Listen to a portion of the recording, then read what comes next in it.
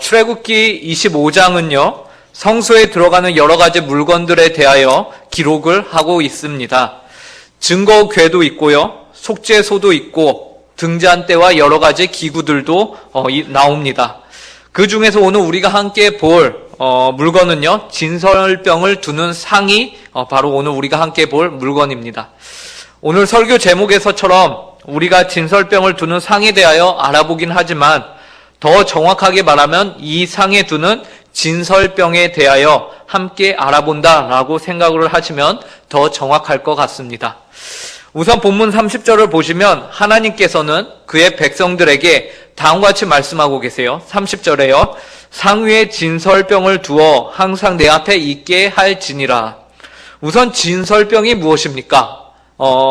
제가 한글 사전에서 진설이라는 단어를 찾아보니까요, 그 뜻이요, 제사나 잔치 때 음식을 법식에 따라 상 위에 차려놓음이라고 나옵니다. 한마디로 상차림이에요. 본문 30절을 보시면 하나님께서는 다음과 같이 그의 백성들에게 상을 차리라 라고 말씀하고 계세요. 상 위에 진설병을 두어 항상 내 앞에 있게 하라 라고 말하고 계신 것이죠. 그런데 우리 하나님께서는요, 영이시니 배가 고프신 분도 아니시고 무엇인가가 부족하여서 우리에게 음식을 달라라고 하시는 분이 결코 아니시거든요. 그런데 왜 하나님께서는 무엇 때문에 그의 백성들에게 상을 차려라 라고 말하고 계신 것일까요? 물론 우리 하나님을 제외한 이 땅의 모든 종교는요, 그들이 믿는 신의 부족함을 채우기 위해서 존재합니다. 이 말은 이 땅에 존재하는 모든 종교의 신들은요, 다 무엇인가가 부족함을 가지고 있습니다. 그래서 그 신이 가진 결핍을 사람들이 채워주고 그 신을 기분 좋게 달래서 무엇을 얻는 것이죠? 자신들이 원하는 것을 얻는 하나의 거래 관계인 것이에요. 이 세상의 모든 종교는 그렇습니다. 이를 통하여 그 신들의 부족함을 채우는 대신 자신들이 원하는 것을 얻는 것이 세상 종교예요. 하지만 우리 하나님은 그런 하나님이 아니시거든요. 성경은 우리 하나님에 대하여 다음과 같이 말씀하십니다. 사도행전 17장 24, 25절을 함께 읽어보도록 하겠습니다. 우주와 시작. 우주와 그 가운데 있는 만물을 지으신 하나님께서는 천지의 주제시니 손으로 지은 전에 계시지 아니하시고 또 무엇이 부족한 것처럼 사람의 손으로 섬김을 받으시는 것이 아니니 이는 만민에게 생명과 호흡과 만물을 친히 주시는 이심이라. 하나님께서는요, 이 온 우주와 그 가운데 있는 만물을 다 지으신 분이십니다. 그렇기 때문에 부족함이 전혀 없으세요. 부족함이 있으시기는커녕 이 땅에 있는 모든 만물이 하나님으로부터 생명을 얻고 오히려 이 땅에 있는 모든 만물이 하나님을 의지한다라는 것이죠. 하나님 없이는 존재하지 못한다라는 것이에요. 그럼에도 불구하고 오늘 본문에서는 하나님이 왜 이스라엘 백성에게 그분 앞에 상을 차려서 떡을 준비하라 라고 말씀하고 계신 걸까요? 그 이유는 무엇입니까? 우리는 이것을 한번 생각해 봐야 합니다. 왜 하나님이, 부족함이 없는 하나님이 상을 차리라고 하셨을까? 우선 하나님께서 말씀하신 상의 모양을 보도록 하겠습니다. 하나님은 그 상을 조각목으로 만들라고 하였어요. 이 조각목은 이제 아카시아 나무를 말하는 것인데요, 굉장히 단단하여서 당대의 고가의 목재로 사용이 되었습니다. 그런데 이 나무로 만들고 그 조각목으로 삭을 만드는데 길이가 2규빗. 제가 얼마 전에 설교 시간에 말씀드렸는데 한 규빗이 이 팔꿈치에서 손가락 끝까지 이 정도. 그래서 성인 남성으로 치면 45에서 50cm 정도입니다. 근데 오늘 말하는 이 조각상 상이 길이가 2규빗. 그러니까 저희가 계산하기 쉽게 50cm를 한 규빗으로 하면은 1m 길이. 그리고 폭은 얼마입니까? 한 규빗. 넓이가 한 규빗. 그리고 높이는 한 규빗 반. 그러니까 길이가 1m, 그리고 넓이가 50cm, 높이가 75cm 정도 되는 상을 만들라고 하시죠. 그것을 조각목으로 만들어요. 그 다음에 그 상을 어떻게 합니까? 금으로 다 덮어 씌우라 라고 말하고 있어요. 그리고 그 주위를 금테를 두르고 그 주위에 손바닥 넓이만큼의 테를 만들어서 턱을 만들어서 또 만들라고 하죠. 그리고 상이니까 다리가 4개가 있을 거 아닙니까? 그 다리마다 금으로 또 고리를 만들어서 부착을 하라고 합니다. 그 고리에 끼울 수 있는 장대를 또 만듭니다. 이 장대도 조각목으로 만들고 그 장대 또한 금으로 다 덮어 씌우라고 해요. 그래서 고리에 장대 2개를 딱 끼우면은 성인 남자 4명이 장대 앞에 2명, 뒤에 2명에서 그 상을 짊어지고 옮길 수가 있게끔 지금 만들어 놓은 것입니다. 그리고 마지막으로 이 식탁 위에 식탁 기구들로 사용할 대접과 숟가락과 병과 붓는 잔을 순금으로 만들라고 하십니다. 그리고 여기까지 만들었으면 마지막으로 무엇을 말씀하시냐면요.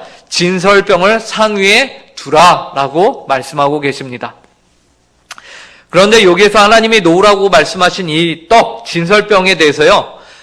레위기 24장에서 오늘 우리가 읽은 본문보다 조금 더 자세하게 기록을 해놨어요. 레위기 24장 5절부터 8절을 함께 읽어보도록 하겠습니다. 4절 말씀인데요. 저희가 한 목소리로 읽겠습니다.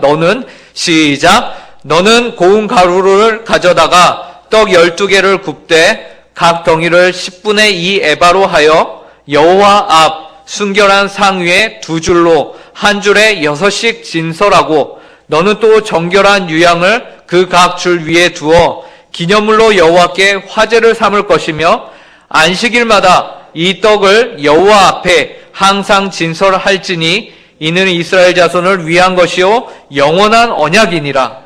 우리는 레위기 말씀을 통해서 우선 상위에 있는 진설병이 총 몇 개라는 것을 알게 되죠? 12개. 예. 이스라엘 지파가 12지파인 것처럼 이 떡도 12개를 놓으라고 합니다. 그런데 2줄로 놓으래요. 2줄로. 그래서 한 줄에 6개씩 2줄로 놓습니다. 그리고 떡과 함께 무엇을 놓으라고 하냐면 유향을 그 떡과 함께 놓아서 기념물로 삼으라고 해요. 여호와께 화제를 드릴 수 있는 그런 기념물로 삼으라고 말하고 있습니다. 그리고는 이 떡을 안식일마다 여호와 앞에 항상 진설하라라고 말하고 있는 것이요. 그런데 마지막 8절에서 이렇게 말합니다. 안식일마다 이 떡을 여호와 앞에 항상 진설할지니 이는 이스라엘 자손을 위한 것이요 영원한 언약이니라. 8절에서 이렇게 떡을 진설하는 것이 누구를 위한 것이라고 말하고 있죠? 이스라엘 자손을 위한 것이다 라고 말하고 있어요. 그런데 이 번역이요, 메트라는 그 히브리어를 번역한 것인데 더 정확하게는 누구누구를 위한 것보다 누구누구에게서로 번역을 하면 더 정확합니다. 그래서 다시 이 8절 번역한 것을 우리가 보면요, 이렇게 번역할 수 있습니다. 안식일마다 이 떡을 여호와 앞에 항상 진설할지니 이는 이스라엘 자손에게서 드리는 것이요 영원한 언약이니라.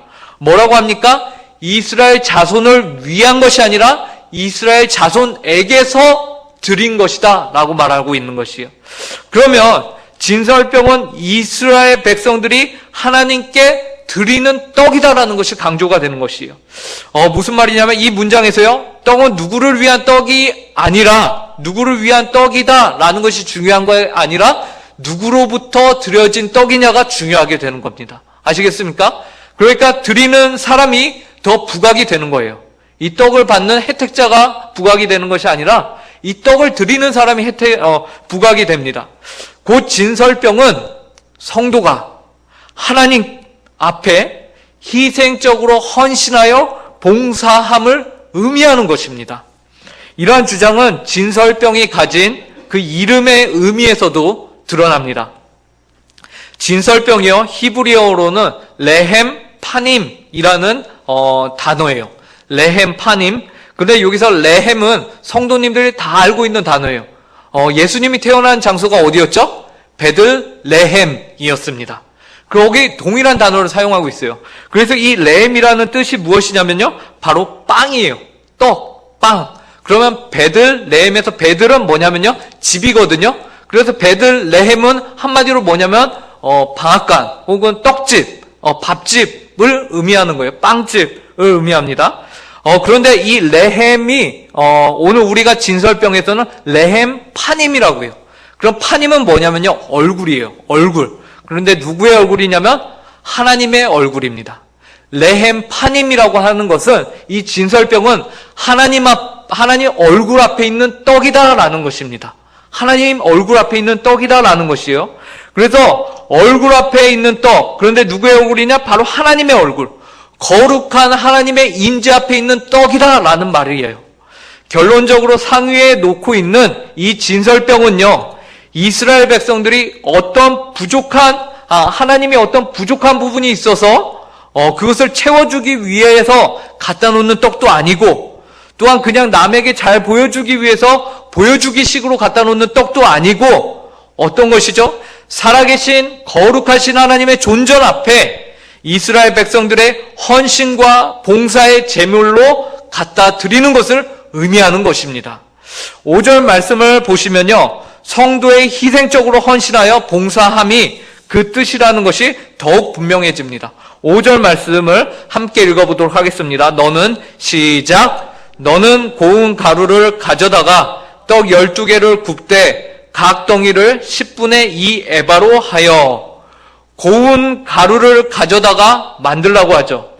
5절을 보니까 진설병을 무엇으로 만들 수 있습니까? 고운 가루로 만들 수 있어요. 오직 고운 가루로만 진설병을 만들 수 있습니다. 고운 가루를 가져다가 떡을 만들라고 해요. 고운 가루는 성도님들 어떻게 생겨납니까? 어떻게 만들죠? 고운 가루를 만들기 위해서는 곡식이 어떻게 되어야 할까요? 거칠고 단단한 곡식이 절구 안에서 부서지고 으깨져서 산산조각이 난 다음에야 고운 가루가 되는 거예요. 곡식이 원래 모습 그대로를 유지하고자 한다면 결단코 고운 가루는 나올 수 없습니다. 그렇게 되면 결국 하나님께 드릴 수 있는 진설병은 존재하지도 못하는 것이에요. 그렇기 때문에 진설병은 하나님을 향한 성도들의 헌신과 자기 희생의 봉사를 통해서 이렇게 생겨나게 되는 것을 의미합니다. 그러므로 진설병은 하나님께서는 그의 백성들에게 희생과 헌신을 요구하신다라는 것을 우리에게 가르쳐 주고 있는 것이요. 다른 이방 종교의 신들처럼 하나님이 무엇이 부족해서, 무엇이 결핍이 있으셔서 백성들에게 떡을 가져와라 라고 말씀하시는 것이 결코 아니고요. 하나님은 그의 백성이 하나님을 위하여 헌신적으로 봉사하기를 원하고 계신 것입니다. 그런데 우리는 하나님께서 이스라엘 백성들에게 요구하시는 이 헌신과 희생을 인류가 감히 하나님이 받으시기에 합당하게 드릴 수 없다는 사실을 너무나도 잘 알고 있죠. 왜 그렇습니까?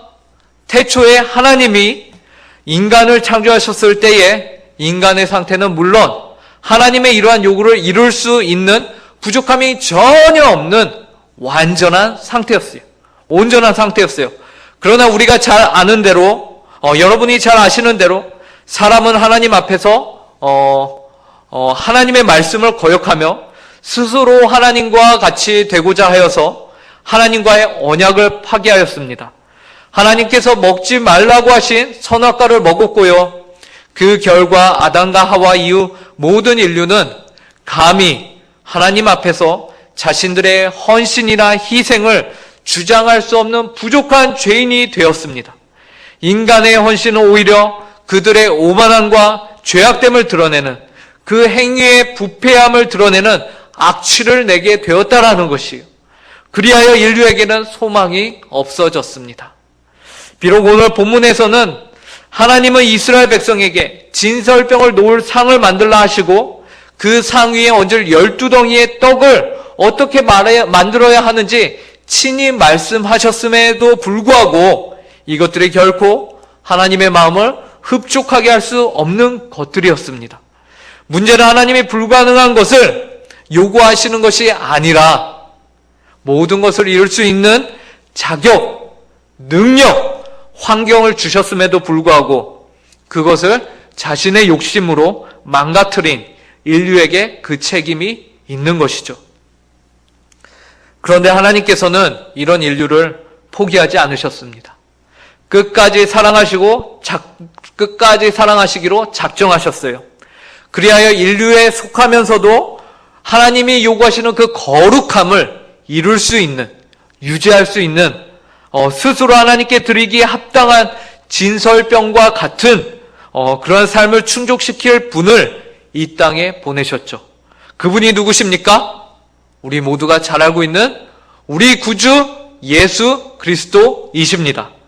그래서 예수님은 자신 스스로를 가리켜서 내가 인류의 생명의 떡이다 라고 말씀하셨습니다.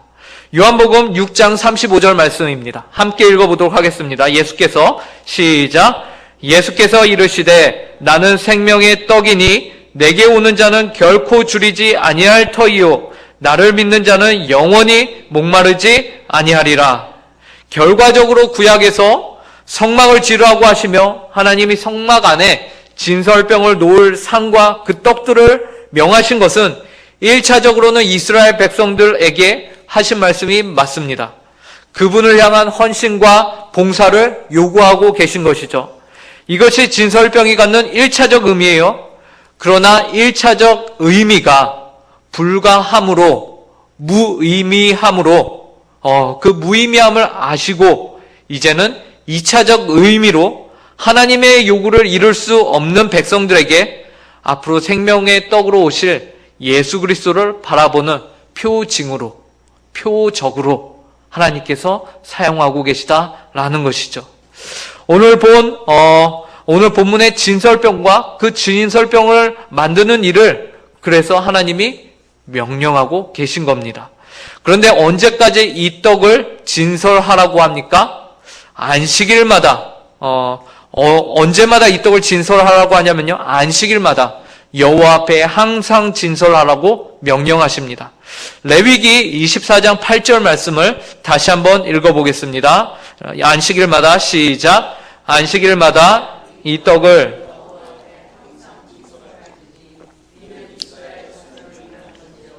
영원한 언약이니라. 안식일마다 이 떡을 여호와 앞에 항상 진설하라고 하시죠. 안식일마다, 오늘날로 치면 매 주일마다 여호와 하나님 앞에 나와 고운 가루를 만들어 하나님이 받으시기에 합당한 떡을 드려야 한다라고 말씀하고 계십니다. 우리는 어떻게 매 주일마다 이 고운 가루로 하나님께 떡을 만들어 바칠 수 있겠습니까? 실제로 떡집에 가서 떡을 한 말씩 가지고 와야 할까요? 네? 당연히 아니죠. 그렇다면 이 말은 어떻게 실현이 가능할까요? 이는 하나님의 말씀으로 가능합니다. 매 주일마다 예배당에 나와서 하나님의 거룩하신 말씀을 들음으로 우리의 못난 성품과 자아가, 우리의 악한 죄성이 절구에 빠지는 것처럼 깨지고 부수어져서 고운 가루와 같이 될 때에 이 모든 것이 가능케 됩니다. 성경은 하나님의 말씀에 바로 이러한 능력이 있다고 우리에게 알려주십니다. 히브리서 4장 12절 말씀입니다. 이 말씀도 함께 읽도록 하겠습니다. 하나님의 시작.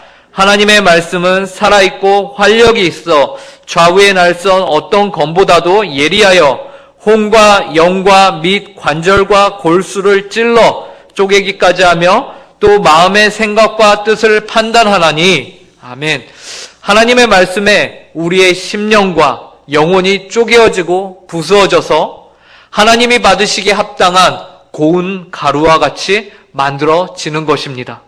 안식일마다, 매 주일마다 이 떡을 여호와 앞에 항상 진설하라는 말이 바로 우리 자신이 하나님을 예배하는 이 장소에 나와서 하나님의 말씀을 들음으로 우리의 영혼이 하나님 앞에서 고운 가루와 같이 모두 부서지고 나의 모난 부분이 모두 깎여 나가는 그러한 아픔 앞에 우리가 섰을 때에 하나님이 받으시기에 합당한 진설병이 이루어진다. 하나님이 받으시기에 합당한 공동체가, 교회가 이루어진다라고 말씀하고 계신 것이죠.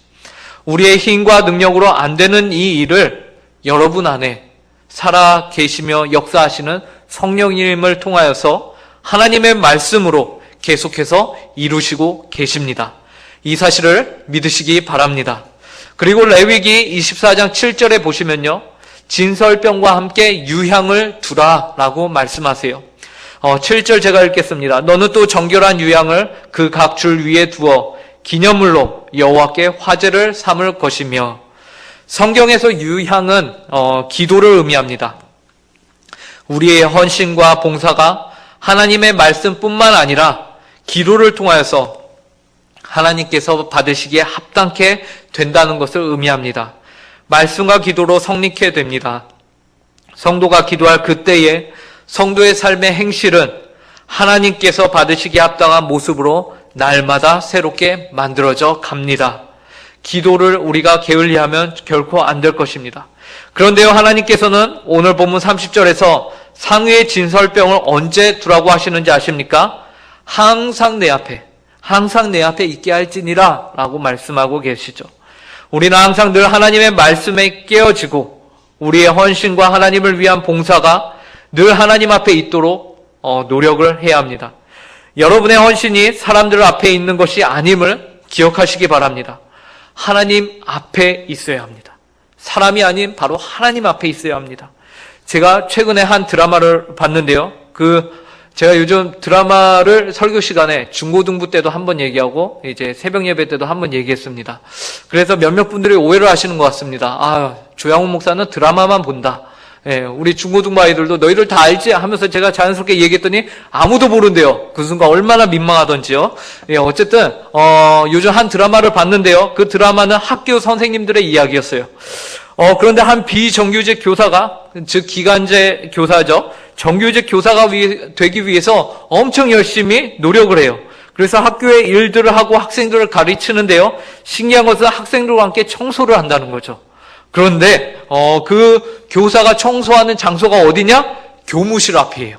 교무실 앞에서 엄청 열심히 쓸고 닦고를 하는 거죠. 그 모습을 지켜보던 한 정규직 교사가 그 교사에게 가서는 아무개 선생님 참 열심히 해 라고 말해요. 그런데 선생님이 계셔야 하는 곳은 교무실 앞 복도가 아니라 아이들을 가르치는 교탁이라는 사실을 잊지 마세요 라고 말하고 이제 떠나갑니다. 저는 그 장면을 보면서요, 그렇구나, 우리 성도가 있어야 하는 곳은 바로 사람이 보는 자리가 아니라 바로 하나님이 보시는 자리구나. 하나님의 얼굴 앞에 있는 떡과 같은 삶을 살아야 하는구나. 그런데 이 일은 내 힘과 능력으로 안 되고 우리를 위해 하나님의 의를 이루신 예수 그리스도를 믿음으로 가능케 된다는 것을 알고 믿고 이 일에 헌신하는 여러분들이 되시길 간절히 바랍니다. 오직 하나님의 얼굴 앞에 놓여진 진설병과 같이 하나님만을 의식하며 봉사와 헌신의 삶을 사시는 성도님들이 되시기를 간절히 바랍니다. 사랑하는 성도 여러분, 이 일을 위해서 우리는 무엇보다 올해의 표어에 충실해야 하는 줄로 믿습니다. 올해 2020년에 새롭게 시작되었습니다. 심지어 오늘은 1월 1일입니다. 제가 1월 1일 설교를 이렇게 맡게 되면서 얼마나 부담되는지 모르겠습니다. 2020년 첫날 수요 예배에 오신 여러분들을 주님으로 진심으로 축복합니다.